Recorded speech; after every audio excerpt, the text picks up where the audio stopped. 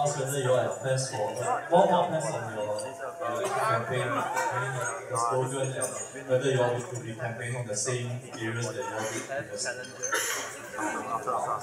As you see, our campaign slogan is right behind us. It's SDP now, and the way forward. Why did we settle on the way forward? It's very much based on our vision and our alternative policies, which we've drawn up to point the way forward. Hence, this slogan. In terms of the constituencies that we are looking at, it's no different from the ones that we contested in 2015. So we've been subject, of course, to the redrawing of the boundaries, which we won't know until closer to the election. So, but as it stands right now, it will be those same constituencies that are contested in 2015. Yes, those are the ones who've been walking around anyway. Any other questions from the media? Yes, Hasina? Thanks, Dr. Tanvir. Hi, Dr. Shi. I'm Hasina, founder of a startup media company, Eponymous at Sina Post. You've devoted an entire campaign on trust. How would you respond to people from the other side that would consider that laughable because they branded you as untrustworthy? In fact, I've just spoken to a member of the audience and asked him whether he bought your message. He said to a certain extent. Why do you think people still have a trust barrier? And do you think you're electable in the upcoming election? Thank you. As I said in my presentation, trust is not a mere word, right? They're deeds. And you can say a lot. I've demonstrated to you. I've shown you the campaign speech that the PM made, Mr. Lee Hsien-Loong made during the GE in 2015. Now, you can argue all you want, but the proof is in the eating, right? And I've just shown you incontrovertible facts.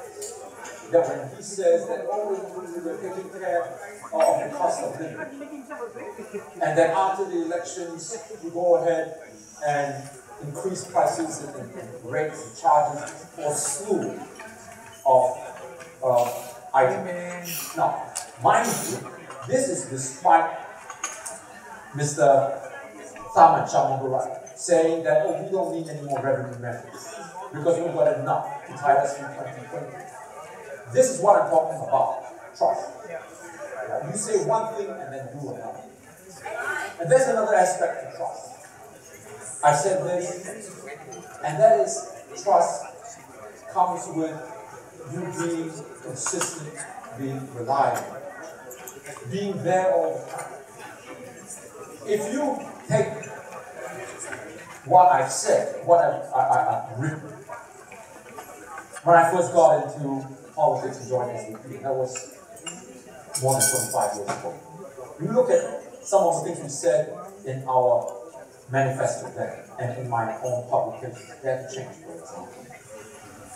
You see what we said then, and what we're saying now. It hasn't changed that much. Right? We're still continuing to fight the same things, because why? The PAQ refuses to change. And in the process, in the interim, what they've done was they've hit us, thrown the kitchen sink at us. But we're stuck. We're stuck to our message. We've never wavered in our belief that rights come before riches, people before profit, wealth before wisdom before. So these are the things that I refer to when we talk about this, right? Not just word, but deed. And it's demonstrably true that SDP has, for all this time, and in this time, will stuck to our beliefs on that. Actually, let me add to that. I think a lot of the reason why people from the mainstream media and people who have been fed a diet of mainstream media of the past have this kind of perception which is different from, in a way, the reality. It's partly because of the way Dr. Shi has been presented in the 1990s and the 2000s. And to me, nothing exemplifies this more than the transition that occurred in 2015. In July of 2015, I was walking around Raffles Place, and Dr. Shi was selling his books, and people would cross the road on the other side.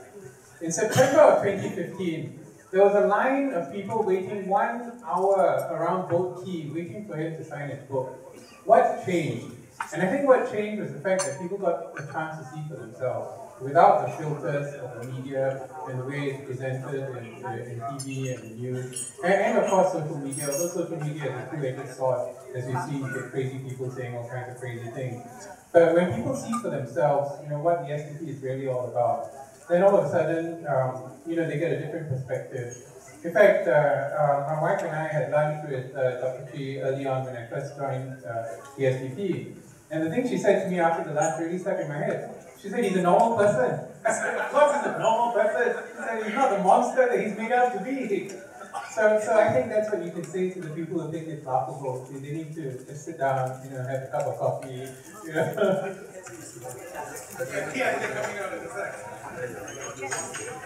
Any other questions from yes, in the front? Dr. Shi, of the various debate issues, could you give us a sense of how you're ramping up in terms of volunteer targets and logistics? It's never enough. You know what the situation is, and what we're up against is just constant, very deep-seated fear in the psyche of employees. I know many of them have expressed that they want to come and help. But at the same time, they are fearful that it's the state watching them over there, in the words of the Mumbai Mark.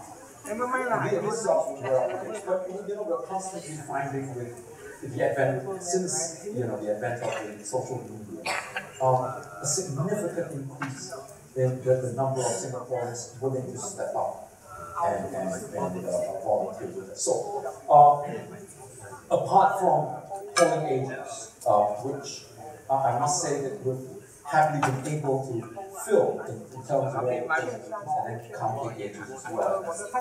But that during the campaign period, the fight, the contest is won or lost way before it was won.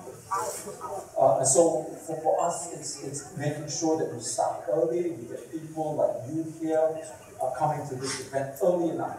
We don't know when the elections is. We'll kind of figure that towards the end of this year. But people say, well, we've got 7-8 months. Call us Kiasu. I will. But it's important for us because we don't know when elections are going to be held. By the time it's called, it's too late. So we're starting early, and we're hoping that everyone will volunteer with us, because don't forget, when you get out into the street, when you get out among the blocks, you look at the number of households that we've got in Knock, and you look at visit, and you look at persuade residents to vote there for us. It's enormous. So I want to encourage everybody to come on board. In terms of numbers, if I had to put a ballpark figure to walk with us, 3, 4, 500. Those are the numbers that we're looking at. And then we'll divide all our volunteers up into teams and precincts, and we will appoint captains so that we can eventually thoroughly cover all the blocks, and then visit it a couple of times before the elections. That's what we're doing. And just to add, yesterday was just a crazy day when we heard that the venue had been changed, and we were having some discussions about whether to shift it, whether to postpone the event. And what was really amazing was the logistics team. They actually sent a bus to Eunos, and they ferried, fortunately I think there was only 3 people who had gone to the original venue. They brought them over here. So that's the kind of thing that the SDP's ground operations team is capable of doing. and that's pretty remarkable. So again, last year, I admit we were overwhelmed when we had a call for polling agents, and we were not the most organized. But hopefully the last election, but hopefully this time around, with a good and early start, we'll be able to get things a bit better sorted out. Any other questions? Yes, Xiaopao again. Sorry, Dr. Chu, just one more question. Because there have been some developments in opposition politics in the recent months. We've had Tan Cheng Bock setting up his own party, and I think Ben, very familiar face from DPP, is also applied to join the SDP. So, what does this mean in a view for opposition politics, and is the proposal of the alliance among opposition parties still on the table?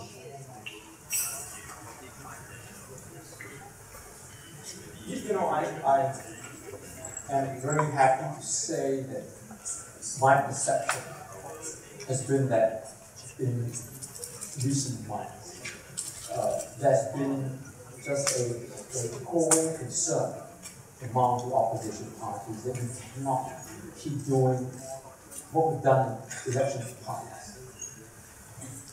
There is at least this consciousness that we don't know what the end result is, but we've got to move towards a more coordinated front. To whatever degree.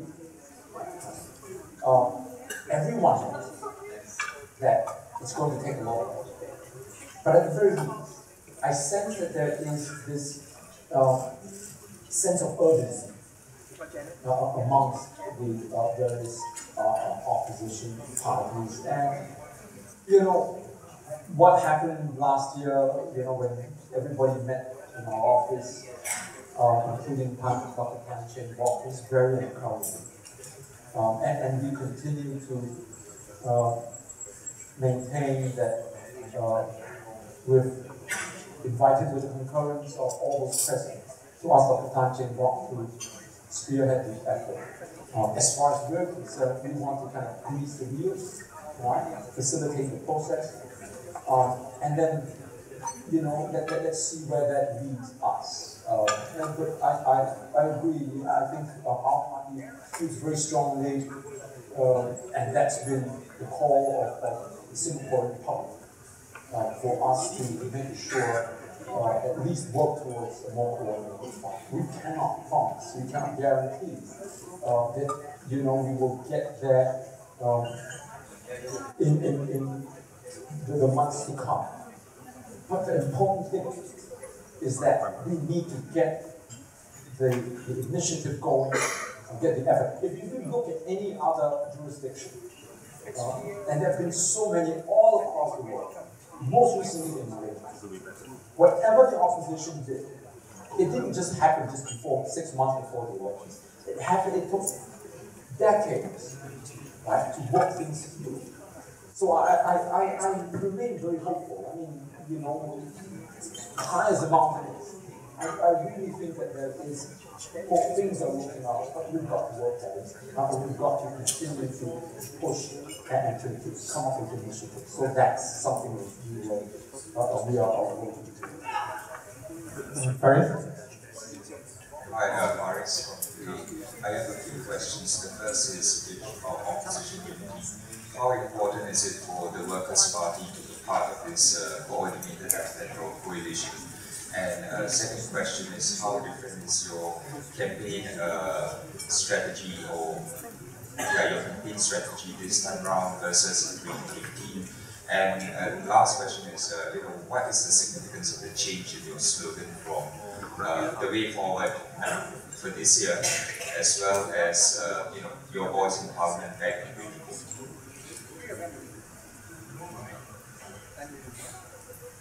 Let me take it sequentially. As far as the Workers' Party is concerned, we continue to encourage all opposition parties to come together and we do what we can, as I said, to facilitate it. Whatever comes of that, it's beyond our control. But rest assured, we want to be that, as I said, with a facilitated facilitating, kind of try to provide the nuts and bolts, if you will. Okay? And the important thing, as I said, to continue to call on Dr. Tan Cheng Bock to persuade any and all opposition parties to come on board and come to the table, and let's talk. Okay? I forget what your second question was, but let me in terms of our slogan and how that differs from what we campaigned on in the last elections. You know, it's important if you look at everything that we've said and done. Everything really points to what we want to achieve in the future, both near term and longer term. We've identified all these problems that Singaporeans are facing, right? One just simple thing would be your birth rate. The TFR is so low that we're unable to replace ourselves. If I'm not mistaken, we're the lowest, right? At about 1.12, births per woman. And then we find all our young Singaporeans leaving this country. The one important thing that you've got to, if you're a policy maker, you want to say, what's going on, right? The feedback over and over is telling you it's the cost of living. Cost of living is really is preventing a lot of you ask the young couples there, right? They will tell you this cost of living that's making them think twice. And then the stress of society, and of late, there have been some surveys showing that it's lack of political space in Singapore that's driving Singaporeans overseas. You would be thinking, as I said, if you're a policymaker, you say, okay, it is the cost of living, let's see how we can handle that problem, right? And then let's open up political space so we can retain our true blue Singaporeans. You know what the PAP does? Increases the cost of living, hands down on political space, now online. And you expect to get a different result. And when you see Singaporeans leaving and our birth rate slowing down, you think of just bringing in foreigners. Now, I cite this example because looking forward, is this a sustainable policy? And that is why we've sat and we've thought through, we had long discussions. How are we going to bring up, to make sure that we begin to address this situation? Paul just brought up the issue of Dr. Donald Lowe, talking about wealth tax. And he's absolutely wrong. If you look at our proposal, when we published in 2014 or 2013, we advocate that there must be wealth tax. We must bring back the state duty for the very, very wealthy. I think we proposed those with property about $20 million. Let's reinstate a state duty. And we've said also that we must increase personal income taxes on the richest 1%, the top earners. Bring it closer to about 30%. Right now, I think our top bracket is about 22%. Again, looking forward, we've got to make our system sustainable. And hence, this whole slogan about SDP now, but it's got to be forward-looking. That's how our slogan comes. Would you remind me of your... The other question is, how you use election strategies. In the sense that, what have you learned from GB and the after my election that you will do differently this time? I don't know, in terms of how we can do it differently versus us doing more intensively, extensively. Because, a lot of it depends on what the PAP does, right? One good example is that you walk around in this constituency, you bang away at it, you get to know all the residents, and then they withdraw. And this has been a perennial problem in our politics here. And then, you know, when they see you getting good in one aspect of campaigning, they introduce a law saying that you cannot do that. It's been going on for a long time. When we first came out with, you know, those was before our Facebook and so on and so forth. We did this video. It was still on VHS, for those of you who know what it is. We cut that video, and all of a sudden they amended the Broadcasting Act, Films Act, banning that video. And then we came up with podcasting, and they said podcasting is illegal. And then we come up with humorous clips just to you know get people aware. Then they say that's animation, and you remember that video that we had of the PAP washing powder, right? The putting the t-shirt on, transparency, accountability, no God, right? Democracy, no more that. Then they say, you know, animation video, not allowed. So it's that kind of thing. A lot of times it's not what we want, but how they see us getting ahead and making sure they put roadblocks in front of us. But what we can do, we will do, and in this sense, you know, on our groundwork, we're going to intensify and make it more extensive. Sorry, just one more question. Jimmy might wish to extend possibly because of the recent spate of lenses. So with you kicking off your campaign early on, is there a concern that you and all the other opposition parties might lose steam by then? If that was the case, we would have lost steam by now, because we started 3 years ago after the last election. I'm not exaggerating. You check out our website, right? After the GD, we never really stopped working. And this is one thing I can tell you. You know, for every one event you see, yes, here, it takes months of planning. This particular event, we started planning for it last year already. So if you think about it, a major task like an election, you try to start it now. Right? You've had to start it years ago, and that's what we can do, and strategizing, sitting down and saying what really is the message that we want to put out, what resonates with Singapore, what are the issues that they're concerned about. And it takes time for us to listen, document, and then to bring it together and put it into a comprehensive form. And thereafter, then to break it up into bite-sized, digestible pieces so we can put it out to Singaporeans, and then they can begin to absorb. And that is going to happen in the months ahead. Right? It's not us just coming up and we're coming up with this nice folder, nice pictures, and everybody gets it. No. But the work starts now, and it will take months before we can really reach out to the ground, the average voter, and then we get it. Yep. Any other going once, going twice for the media? Okay, we'll move to the public. Yes, Mr. Bin. Hi. I would just like to comment about by-election and talk about organization.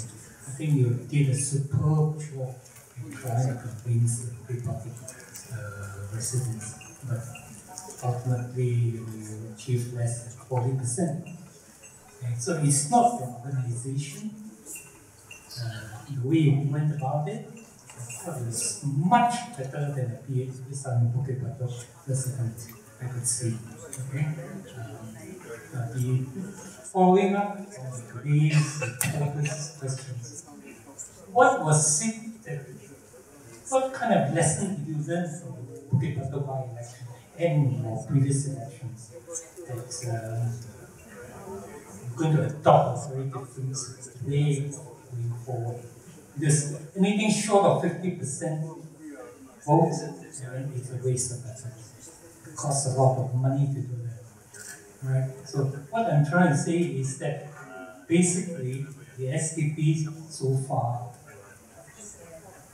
has not come up with a policy of generating revenue. You want to spend on healthcare, you want to spend on reduce GST, reduce cost of living, everything else. Okay? It's easy. But where do you find that revenue? What is your idea of generating revenues and jobs? These are the concerns of the people. Thanks. We'll take that. We'll take maybe one more question from the public and then we'll take the two together. Yes, over there. Firstly, I must congratulate Dr. Chi for standing up against all odds. I would like to take up two issues here.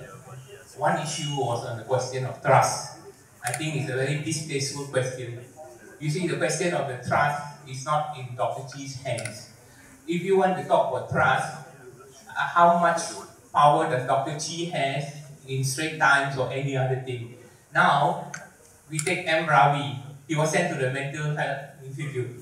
We take Dr. J.B. Jeyaretnam, he went to the appeals court in London, won the case, and when he came to Singapore, LKY backdated it to make it out of this.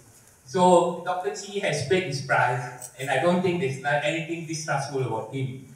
It's all not in his hands, it's in the hands of the press. Talking about why he lost Bukit Batok constituency, I'll tell it to you now. I've got people saying in Bukit Batok who pay for their constituency charge in Bukit Batok when come to voting, they are not in Bukit Batok constituency. So it's not in his hands, it's all in the hands of the outlaws. Okay, Dr. Chi, I wish to congratulate you and keep up the good work. One more question from the floor and then, like I said, we'll take turns together. Okay, we've got 5 minutes. Hi, I think in terms of like younger voters like myself, a growing issue is climate change, which is actually a very, it's basically one of the biggest and most urgent global threats now. And the government has some measures to tackle climate change, but in fact, some say that they are insufficient. So will the SDP have any position on climate change for the coming election? Okay, very good question. One last question, we're going to take them all together. Yes, Osman. I want to ask, what do you think is the problem that is preventing all the other opposition parties to actually cooperate and go into the next election under one banner? And what do you think will be a viable solution to overcome this problem? Okay, thank you very much. I'll hand this mic over to Dr. Chi and we'll round up the Q&A. I think that's an excellent question in terms of what the SDP's policy is in as far as generating revenue, income. If you look at what's happening right now, our economy under the PAP system is living on borrowed time. Don't take it from me. There are economists in the IPS who said the same thing. Right? It's a very extractive economy. In other words, we take from the menu, right? And then really amass it under the few. Because if you look at what's been going on in terms of productivity, we're still nowhere. You look at innovation, we're still struggling. Okay? How long is this going to go on? When we continue to have to rely on cheap foreign labor to augment our economy. In this day and age, where you compete no longer on low wages, fine, go ahead and try to compete with Vietnam, right? Compete with the Philippines, and then you have another wave coming in from Africa. If you're going to do that all the time, it's a race to the bottom. What we need to do, we made it very clear, is you've got to graduate. Our economy has got to graduate on to the next level. And that is to spend on the innovation and creativity of our people. People are, the government says they're small. I beg your pardon.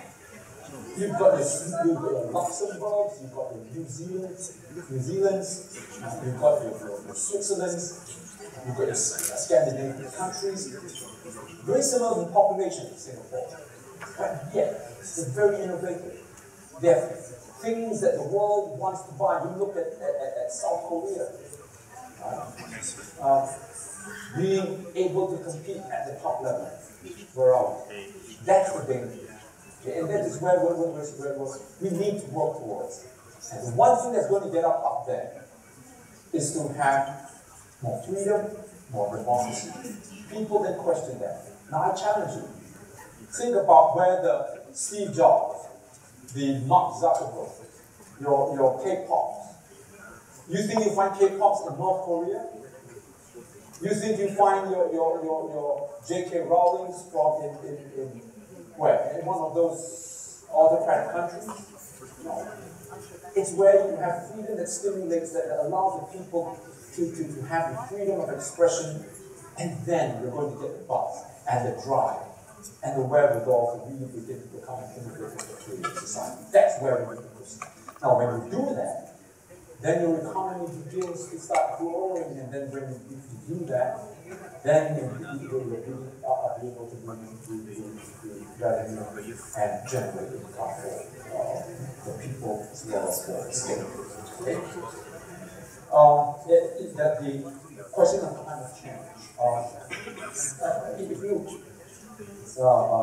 read, I've written about this in Never on Benefits. Not a shameless plot for it. But it is a huge concern. And I talked about it, and we are very oil dependent still. Also fuels, right? Very oil dependent still. The question is, how do we work our way out? I agree, we are a small country, and how much we can contribute to the process, that's going to be minimal, but nevertheless, I think we have to work towards it. And I assure you, we are looking at it very much. I know that our youth, some of our members have been overseas attending many of these conferences on climate change, and we're studying the whole matter and seeing what we can do to come up with a comprehensive policy that's viable for Singapore. Yes, the opposition. In terms of what it takes to bring the opposition under one banner, I think the first step is really to get everybody even just on the same table, right? And just to ask the question, what are we trying to achieve? If it's media getting into Parliament, no matter what, then I think we fail. And that is why for us as SDP, we always make sure we base our campaigns, what we strive for, everything on values. Because if a party doesn't have values, if you believe in nothing, you'll fall for it. And so, I want to continue to encourage our opposition friends, really think about what we're fighting for, and let's try to work towards the end where we have at least that common value, that goal that we want to achieve. And look, put our differences aside. Since I've joined the opposition, on so many occasions, we're trying to work towards where there's more cooperation. I remember when JB was around, I used to work with him in Open Singapore Center. And at one point, we called the opposition parties to form a chapter in Singapore, a forum for democratic leaders in the Asia Pacific. We signed a memorandum of agreement with PKM before, and encouraged all opposition parties to come together to sign the pact as well. But we'll continue to do all these things. And the most recent was that luncheon that we had. We're not giving up.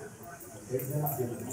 So for Osman, we bring to the table what we all want to see going. Let's not respect. Let's not see that the cup is half full.